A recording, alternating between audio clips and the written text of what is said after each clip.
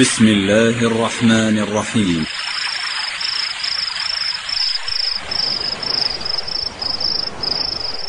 جاءتنا الأخبار أن أحد الشباب سلك طريق الاستقامة وبدأ يحافظ على الصلاة ويحفظ القرآن. جاءوه أصحابا له لا زالوا يغرقون في لجج المعاصي والآثام، يعرضون عليه السفر إلى مكان قريب بقصد شراء سيارة، فزينت له نفسه السفر وانطلق معهم، وليته لم يفعل. اتفقوا مع بغي زانية فاجرة، أدخلوها عليه ولا زالت به حتى سقته كأسا من خمر، ثم ثانية، ثم ثالثة، ثم وقع المحظور وانهدم في لحظات بنيان لطالما تعب حتى بناه. تبا لهم ولأمثالهم، دخلوا عليه ضاحكين شامتين، أيقظوه: فلان فلان، فلم يجبهم. صاحبنا مات من ليلته في فراشه على أسوأ ختام. إنا لله وإنا إليه راجعون.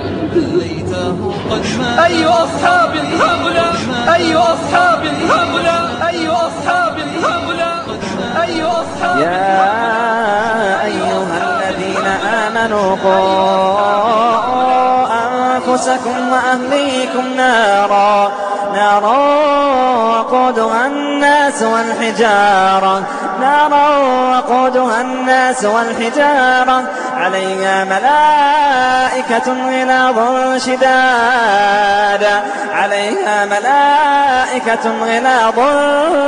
شداد يا أيها الذين آمنوا قوا أنفسكم وأهليكم نارا وقودها الناس والحجارة عليها ملائكة غلاظ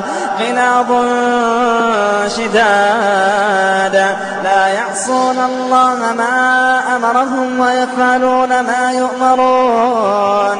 يا أيها الذين كفروا لا تعتذروا اليوم، إنما تجزون ما كنتم تعملون.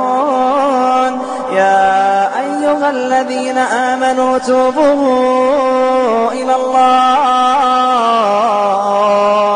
يا أيها الذين آمنوا توبوا إلى الله توبة نصوحا عسى ربكم أن يكفر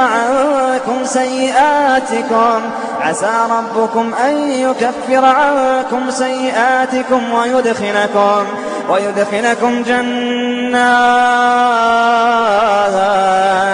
ويدخلكم جنات تجري من تحتها الأنهار يوم لا يخزي الله النبي والذين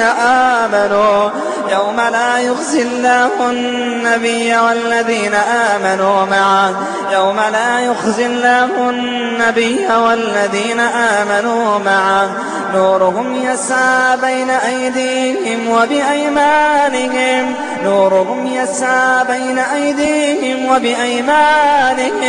يقولون ربنا أتمم